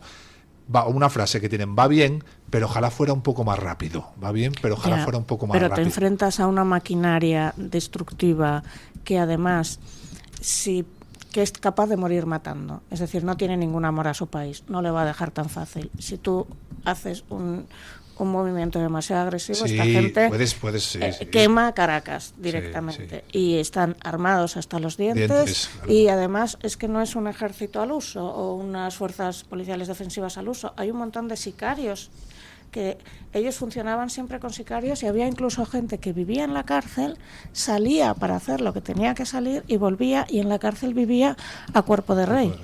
Esto era un sicariato típicamente venezolano, ¿no? Entonces hay que tener mucho cuidado, porque estás tratando con alguien que, como no pacte contigo, esa es su amenaza: quemo Caracas, destruyo el país. Luego yo me caigo con el país, pero destruyo el país. Luego, vamos a ver, a mí que desde el principio, cuando pasó lo de la detención de Maduro, pues hice la comparación, que es, recordemos nuestra propia transición a la democracia. Franco muere en un noviembre del 75 y pasa más de un año, un poco más de un año, hasta que se promulga la ley que, digamos, daba el pistoletazo de salida de la transición, que fue la ley para la reforma política, publicada el 4 de enero de 1977, o sea, un año y un poquito. La ley de amnistía llegó 6 meses después, en junio del 77, las primeras elecciones en el 78. Y eso, que vamos, no tiene nada que ver la dictadura de Franco con Venezuela. O sea, Venezuela es una dictadura, era una dictadura infinitamente sangrienta, infinitamente más dictatorial y más opresiva que la de Franco. Bueno, pues a nosotros nos costó un año esa transición. Tienes que poner de acuerdo a mucha gente. Hay gente que tiene que decir, sí, tenemos que dar el paso de cambiar. Hay gente, tienes que decidir qué haces con la gente que hay en la cárcel. Es muy complicado ese proceso. Entonces, aquí es que llevamos 4 meses. En 4 meses ha salido la mitad de los presos políticos que había. Queda todavía otra mitad, los que son militares. Están ahora mismo viendo a ver cómo quitan a los fiscales, cómo quitan a los jueces del Supremo chavista. Están entregando a gente como Alex Saab a Estados Unidos, quitándole poder a Diosdado Cabello. Pero todo lleva su ritmo, ¿no? Bueno, es que ahí son como mafias dentro de la mafia, del Cártel de los Soles, que es la supermafia, y luego familias dentro de la mafia. Diosdado y los hermanos atómicos del Sí Jorge se han llevado siempre fatal. Entonces, en cuanto ha desaparecido Maduro, se ha abierto la guerra, claramente. Pero claro, los que vendieron a todos fueron los 2 hermanos, que recordad que eran hijos de un terrorista sanguinario. O sea, lo han mamado en su casa. Entonces, bueno, pues ahora Diosdado, pero es muy difícil que el pueblo, esa es la disyuntiva, es muy difícil que el pueblo venezolano te perdone dejarle salir a esos 2, pero la única forma de llegar a una transición más o menos pacífica es dejarle salir a esos 2. Es un dilema moral muy interesante. ¿Usted qué haría si dependiera de usted la decisión? O sea, a cambio de desmontar todo el régimen sin sangre, sin problemas, tal, que se vayan de rositas los hermanos Rodríguez, ¿o no? El Mossad iba a donde estaba, al paraíso tropical, donde estaba el jerarca nazi de turno y se los tiraba por delante? Yo creo que si hacen eso y Delcy y Jorge se van al paraíso tropical de turno, van a vivir toda su vida con uno los ovarios y el otro los huevos aquí, pensando que va a venir alguien a acabar con ellos, y alguien iría a acabar con ellos. Es decir, por eso no irían al paraíso tropical, sí. Irían a Moscú. Vale, pero incluso en Moscú, ¿sabes? O sea, iban a estar toda la vida perseguidos. La represión en Venezuela ha sido increíble y enorme. Sí, ha sido la violencia sobre la ciudadanía. Tú te vas viendo los informes de Amnistía Internacional, y te recuerdo que Amnistía Internacional es una organización de izquierdas, y los informes de Amnistía Internacional los situaban entre los países más violentos del mundo y el más violento de América Latina. Porque allí había, pues eso, el Cártel de los Soles, que es una superorganización criminal, mafiosa y dedicada al narcotráfico, montando un narcoestado entero. Entonces, es muy difícil. Yo sí le dejaría irse, sabiendo que no le va a durar mucho. Vaya a donde vaya, porque tienes a un montón de gente que pondría cada uno. ¿Te acuerdas cuando iban a poner cada uno $1 para organizar algo para...? Pues seguro que no iba a sobrevivir. Y el tiempo que sobreviviera se lo iba a pasar con... Vamos con Cuba, porque a Raúl Castro le van a imputar en Miami, parece, mañana. Se ha filtrado numerosas veces que el gobierno americano está negociando, pero con otra parte de la familia Castro, con uno de los nietos, ¿no? De Fidel. Bueno, es que te recuerdo que ellos asesinaron a un hijo de Fidel, a Fidelito, que teóricamente tenía unas grandes depresiones. O sea, Fidelito se vuelve a Cuba. Fidelito entra en un hospital psiquiátrico, ¿por qué? Si no había tenido una depresión en su vida, y teóricamente se suicida. Hay una familia, parte de Castro, que no lo va a perdonar. Es decir, si es que estos son todo los Sopranos, son todo, en el fondo el ser humano no cambia tanto. Entonces las grandes sagas de familias enfrentadas que vienen desde el Tiberio, Claudio, Livia y todos estos, y Augusto, llegan hasta el siglo XX pasando por todo esto. Claro que hay una parte de la familia Castro que no les ha perdonado aquello, obviamente, ¿sabes? Claro que hay una parte de la familia Castro que fue desheredada. Claro que hay una parte de la familia Castro que ahora vive en Miami. No nos olvidemos, Díaz Balart, ¿de quién es familia? aunque sea políticamente. Es decir, el congresista más importante anticastrista en Estados Unidos y que más tiempo lleva, ¿de quién es familia? Pues de los Díaz Balart, que eran la primera mujer de Fidel, la madre de Fidelito. Ahí lo dejo caer. Pues es que... ¿Da para una serie esto? ¡Por supuesto! Es que la realidad siempre supera la ficción. Yo no sabía lo de mañana, la verdad, no tenía ni idea, pero me acabo de acordar de un vídeo por poner una nota de humor que saca, porque claro, los cubanos ya, sobre todo los que están en Miami, en la península de la Florida, tienen todo su móvil y pueden ya expresarse libremente. Entonces salía un cubano, después de lo de Irán, había pasado lo de Venezuela, decía, había pasado nosotros lo de llevamos 67 nos toca a nosotros nos hemos levantado a las 7 de la mañana, nos toca a nosotros, como diciendo la Trump, vente ya para acá, que ya, pues, nos toca a nosotros ya, ¿no? Llevamos mucho tiempo esperando ya, ¿no? Bueno, ¿usted cree que va a haber cambio pronto en Cuba? Porque lo mismo pasa en las semanas. Se lo llevo a usted, diciendo desde hace cuánto tiempo que Marco Rubio tenía esto en la cabeza. Siempre repito la misma historia, pero es que es muy buena. Que en el lecho de muerte, no recuerdo si su madre o su abuela, él, que es hijo de huidos cubanos, le dijo: yo te prometo que yo voy a acabar con la dictadura en Cuba. Y hay políticos, la mayoría, que se mueven por el dinero y por el poder, pero este se mueve por una idea fija, entonces contra eso no puedes. Y yo siempre dije, Marco Rubio lo que tiene en la cabeza es acabar con Cuba, y si se acaba con Venezuela primero es porque Venezuela abastecía a Cuba. Y ese momento en el que Pablo Iglesias llegó y se abrazó con Díaz-Canel, pues esa fue la sentencia de muerte de Yo creo que lo de Cuba va a ser más rápido que lo de Venezuela. Sí. Yo creo que va a ser más rápido que lo de Venezuela. Bueno, porque Cuba está muchísimo más devastada, porque dependía de Venezuela y porque el nivel, primero, Venezuela es más rica, y segundo, el nivel de represión que había creado el Cártel de los Soles. Cuba es más intelectual que represión y luego violenta. Porque Cuba, es represión violenta, sí, pero muy violenta. Pero que no tienen los grupos armados que tiene Venezuela para montarte... Pero es muy violento igual, lo de Cuba es tremendamente violento, porque aquí se ha creado un poco ese mito de que son menos violentos que en Venezuela, no perdona, no perdona. Bueno, es que de hecho la violencia en Venezuela en muchas ocasiones está protagonizada por paramilitares cubanos. La isla asesora la llaman. La isla asesora. Pero bueno, lo que yo quiero decir es que si tú haces una intervención calle por calle, te va a costar mucho más en Venezuela. Y aparte que en una isla, que además es más pequeña, lo tienes mucho más fácil. ¿Dónde va a parar? Mucho más fácil. Bueno, volvamos atrás, porque habíamos empezado hablando de las elecciones andaluzas y me encuentro ahora una noticia en El País. El ala dura del PP se revuelve contra la moderación tras el resultado andaluz. Así no llegamos a Moncloa. La pérdida de la mayoría absoluta reabre el debate estratégico en el PP sobre la vía Moreno o la vía Ayuso, con los moderados debilitados. Esto iba un poco en la línea que decía usted antes, doña Lucía, de que las ambiciones que pudiera tener Moreno de cara a sustituir a Feijóo, pues ahora han quedado en nada. Se habían propuesto como futuros presidenciables Mazón y Moreno frente a Ayuso, que nunca se ha propuesto para nada, pero que era la que se iba run, ¿no? Pues Mazón ha caído, Moreno ha caído.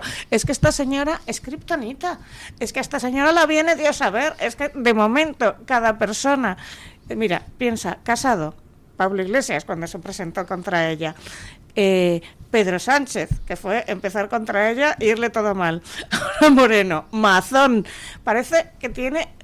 pues que en inglés es touched by the hand of God, o sea que Dios le ha tocado con su dedo, porque cada persona que de alguna manera se enfrenta a ella de forma abierta o no abierta, algo malo le pasa.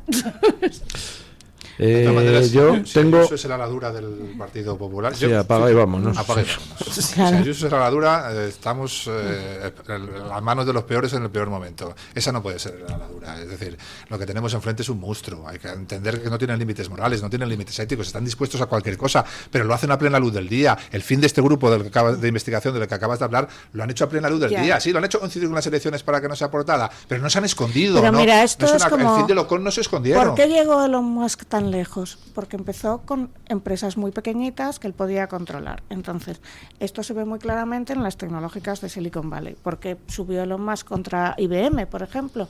Porque empiezas desde algo muy pequeño que tú controlas a otro grupo. Las grandes corporaciones son dinosaurios que no tienen capacidad de reacción rápida. Y me da igual si estamos hablando de una tecnológica que un partido.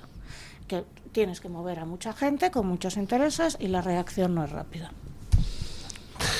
Bueno, yo tengo mis dudas sobre lo de que Moreno está ya descartado y está acabado en cuanto a... Acabado no, pero sus posibilidades de presidenciable las tiene ahora muy difíciles. Y que lo estaban lanzando a presidenciable era obvio. Lo estaban obvio. lanzando, Sí. Pero yo es que estoy en desacuerdo con usted. Es que yo creo que, a diferencia de una Guardiola, que sí que tiene sus fijaciones ideológicas en algunos temas, por ejemplo el tema LGTB, y cree sinceramente en todo el asunto y tal, yo creo que Juanma Moreno no cree absolutamente en nada. Vale, a mí Juanma Moreno...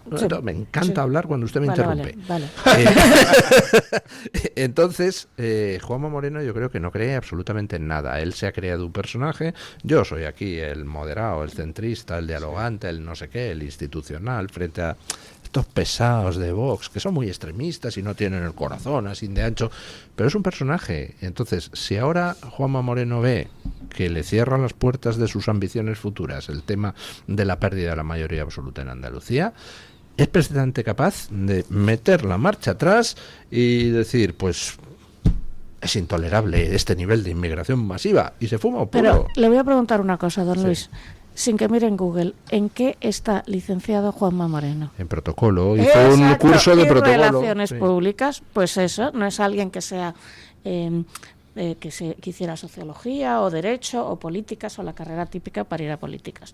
Con lo cual, obviamente, si estás licenciado en relaciones públicas, lo que sabes es cambiar de... es pues eso, es hacer relaciones públicas. Pero que yo creo que es muy listo, y que precisamente porque es muy listo va a cambiar 180 grados. Muy listo, pero a mí me parece, o sea, no es un señor que me parezca el mal sobre la tierra. Me parece que hay que reconocerle que se cargó al PSOE en Andalucía, y solo por eso hay que aplaudirle muchísimo, y que aunque no haya llegado a la absoluta, ha mantenido el poder.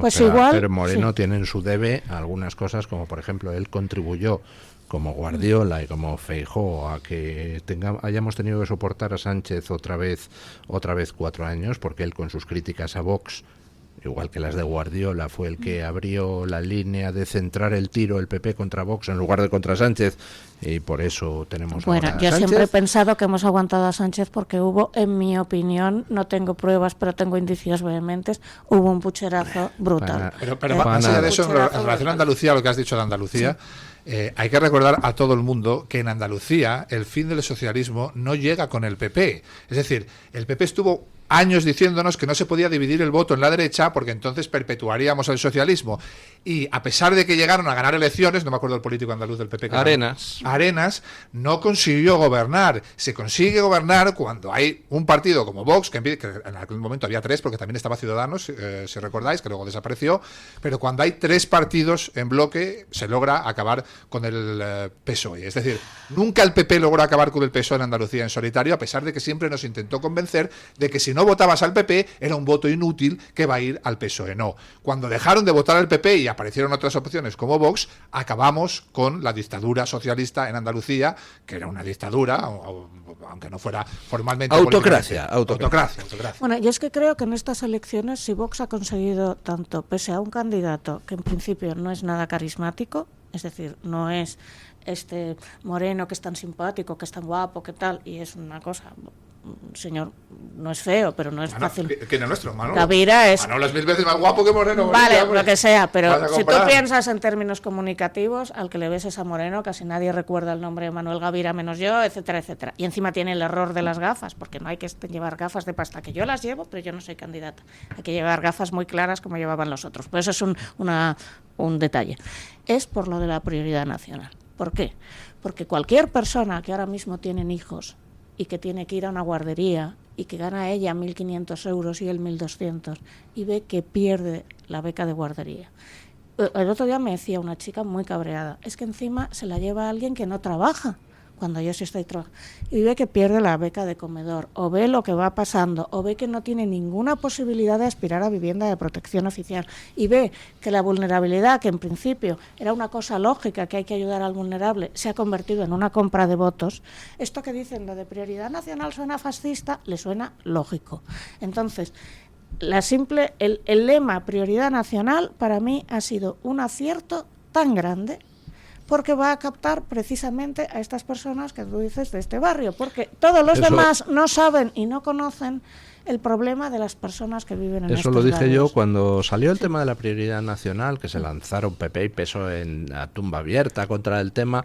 Cuando yo se dije, lanzaron a tumba abierta le hicieron el favor. le hicieron el favor, lo dije yo, le están haciendo la campaña. Le hicieron la Y efectivamente, campaña. A los 3 días dijeron, hay que dejar de hablar de esto hicieron porque la la gente está de campaña, acuerdo muy con Como vos. las gafas de Moreno Bonilla tienen una explicación. No, Moreno Bonilla no lleva gafas, las de Gaviera. De mi amigo Manolo, tienen una explicación, tal como hemos empezado esta conversación esta mañana. Cuando tú decías que los partidos ya son industrias, que yo te decía, hombre, no todos no. Pues efectivamente, las estrategias políticas para proteger las estructuras de poder mandan en los grandes partidos. Pero como mi amigo Manolo no está pensando en eso, sino en la prioridad nacional que defienda a los andaluces, se ha seguido poniendo las gafas de pasta, pues, aunque en términos de comunicación, que yo no entiendo, no sirva para mucho al dile parecer. de mi según parte, dices ¿por qué lleva tú. el de Andalucía unas gafas sin pasta? ¿Por qué llevaba Marisú unas gafas sin pasta? Porque a un candidato hay que verle los ojos siempre. Si no le ves los ojos, Vale. no estableces... Pues yo te comunicación respondo, directa. si esa es la estrategia de Marisú, la estrategia de Vox siempre va a ser la contraria. Bueno, lo que Eso quieras. es una buena Tú respuesta. dile de mi parte que puede tener las gafas de pasta en su casa, pero que para sucesivamente se compre unas transparentes y se vaya a los sitios con las... Porque si no, no se le ven los ojos. Me dice don Esteban Blasco, en 30 segunditos, cuando declare Zapatero el día 2 de junio ante el juez, ¿dictará prisión preventiva? Porque desde luego riesgo de fuga existe en el caso de Zapatero mucho. Enorme. El riesgo de fuga en el caso de Zapatero enorme. Yo no sé lo que pensará el juez, ni me quiero meter en su trabajo, por supuesto. Pues depende de qué cuerda sea el juez o la jueza. Es que es así. Pero ahora mismo la cuerda, los jueces están muy enfadados con Bolaño. Pero con toda la razón. Pues no se Sí. nota, porque ahí está durmiendo en un cajón del Supremo la querella por el gran apagón y no sale del El cajón. Supremo y el Constitucional son otros temas. Son organismos politizados. Vamos a dejarlo así para que no me lleven a juicio. Don Eric Gutiérrez, ¿qué tal está usted? Viene a traernos la opinión de los oyentes. Bueno, primero planteéle la pregunta a nuestros tertulianos. Vamos a plantearla, don Luis. ¿Cree que el PP habrá entendido el mensaje de las urnas después de este ciclo electoral en el que queda en manos de Vox de cara a formar gobierno? Las 4 comunidades que han sido este ciclo electoral. Dábamos 4 opciones. Ni de palo lo entiende, me temo que no, espero que sí o por supuesto que sí. No sé qué quieren votar los tertulianos. Ni de palo que no entienden nada. Pues yo por supuesto que sí, por lo que hemos dicho. Este señor es un relaciones públicas y sabe cambiar perfectamente. Sabe cambiar. Sí, claro, sí. Sabe escuchar y sabe cambiar, porque no es un señor que es relaciones públicas y en eso se graduó. Yo creo que claro que va a haber acuerdo, van a hacer el mismo paripé que hicieron en Extremadura de no, nos peleamos mucho, nos ha costado mucho, pero al final va a haber acuerdo, por supuesto. Hombre, no, yo no dudo de que vaya a haber acuerdo, pero el paripé lo hace el que ayer mismo, después de los resultados, Juanma Moreno estaba diciendo que él iba a ir en solitario, ayer mismo. Vale, es decir, y el lo paripé mismo, era Juanma Moreno. Lo mismo decía María Guardiola, pero claro, repito, pero el paripé lo hacen ellos. Mi bola de cristales va a haber acuerdo, Ojalá por los va a haber acuerdo como ha habido con Guardiola, etcétera, etcétera, y de la misma manera que hace años nos decían que si salía Meloni iba a ser el fin de Italia y las camisas negras iban a andar por las calles de Roma, y ahora Meloni es súper mona, súper cookie, siempre vestida de blanco como nada, pues lo mismo, nos vamos a acostumbrar, igual que Meloni pasó de ser el horror a esto, pues nos vamos a acostumbrar con el tiempo y lo vamos a ver como normal. ¿Qué dice la gente, don Eric? Pues don Luis, con el 49% ha ganado la opción de don Samuel, ni de palo lo entiende, creo porque ven más que el PP de Andalucía, que comentaba doña Lucía, más el PP en general, ¿no? El Partido Popular Nacional, digamos. Como digo, 49%, más o menos la mitad de la gente cree que no lo van a entender ni de palo. La segunda opción me temo que no. O sea, digamos que si sumamos las dos opciones son casi un 85%, un 84% concretamente, de gente que no cree que lo vayan a entender. Ya digo, 49% para ni de palo lo entiende y 35% para me temo que no. La tercera opción más votada es con un 13%, espero que sí. Y por último con un 4%, por supuesto que sí. Muy poca gente, don Luis, cree que después de estas 4 elecciones autonómicas hayan entendido algo. Hoy me siento minoría, yo he votado por supuesto que sí. No es minoría, yo también. Somos minoría. Somos minoría, claro que sí. Pero yo estoy Somos una inmensa minoría. A ver, que te vengan con la superioridad moral la gente que pactó con Podemos después de decir nunca pactaré con Podemos, a decirte que o sea, no se puede pactar con la ultraderecha. Oiga, usted pactó con la ultraizquierda. Es que es absurdo. Sí, y con Bildu y con todos los que no iban a pactar. Entonces no te pueden decir nada con la autoridad moral de nada, ¿sabes? Pueden ladrar y los demás seguirán cabalgando, obviamente. Pero es que como están acostumbrados a decir este tipo de cosas, es que lo decía don Luis esta mañana con el tema de la prioridad nacional, que la misma frase, Sánchez dice no a la prioridad nacional y después sí a la prioridad nacional. Dice, los de la prioridad nacional olvidan que tenemos la obligación de proporcionar asistencia sanitaria a todos nuestros conciudadanos. Dices, exacto, con ciudadanos, los que son ciudadanos. O cuando salió, no sé, creo que era Garzón diciendo, porque entonces alguien que vive en Andorra no puede venir a tratarse aquí. Perdona, o sea, esto fue el momento glorioso. Resulta que si vive en Andorra no puede venir a tratarse aquí, pero si vive en Quito, sí, o si vive en Rabat, sí, no tiene ningún sentido. Don Luis, vamos con los comentarios. Nos decía Janto C Español en X, lo PP no entiende ni quiere entender, son parte del problema. Con sus amiguis sociatas forman lobbypartidismo, 40 años robando, engañando, mintiendo a la España decente. Vale ya. Y nos dice Carlos López, yo creo que a Moreno Bonilla le costará asumir que tiene que colaborar con Vox más que al resto de los populares.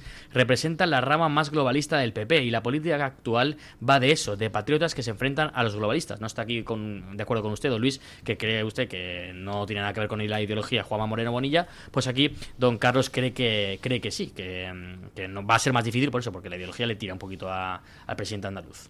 Bueno, nosotros pensamos que la ideología no le tira, que estudió relaciones públicas. Mera digo ambición, dice, no, yo estoy aquí, parece que lo de defender la Agenda 2030 luego te garantiza cositas a nivel internacional para cuando dejas de ser presidente. Están cambiando los vientos mucho y ya me da la sensación de que vamos a empezar a dejar de ver pines de Agenda 2030 en las solapas, porque está la cosa muy de capa caída. Insisto, mira, Juanma Moreno es inteligente. Lo de lo trans de repente era importantísimo y todo el mundo tenía que tener una trans en su partido, y la Irenita iba vestida de rosa, azul y blanco, y ahora de repente ha desaparecido, ya nadie habla de esto. Pues la Agenda 2030 exactamente va a ser lo mismo, poco a poco va a desaparecer, ¿sabes? Hablar de eso sí, nadie va a devolver lo robado. Sí, pero esto ya... No, jolín, una barbaridad. Por eso te digo que cuando lleguen los próximos, sea quien sea, y se encuentren el expolio de las arcas, y no solo el expolio de las arcas, sino que no va a haber ningún tejido industrial para apoyar esto, va a ser tremendo. Y entonces va a estar agazapado el PSOE con sus nuevos 4 millones de votantes que habrá regularizado y que habrá tenido, en plan Maxa Cajonera, no sabéis, si es que lo tienen planeadísimo. A ver, más cosas. Dolis, un último comentario rápidamente. Una de las opciones de la encuesta de hoy debería haber sido, por supuesto que lo entienden, pero son unos vendidos. Imagino que se refieren a las élites globalistas. No está mal la observación, efectivamente. Lo que pasa es que es muy largo, eso no cabe. No nos deja poner tantos caracteres. Bueno, muchísimas gracias, don Samuel Vázquez. Muchísimas gracias, doña Lucía Echevarría. Por cierto, me gusta su nuevo color de pelo. Muchísimas gracias, don Eric Gutiérrez. Y ponemos punto final a la tertulia con don Paco Linares, que hoy nos quiere hablar de cómo los narcotraficantes golpean Andalucía. Buenos días, don Paco. Gracias. Abrazos grandes. Ayer estuve leyendo la última bahía de Ítaca que escribe un buen amigo, el periodista don Antonio Regalado.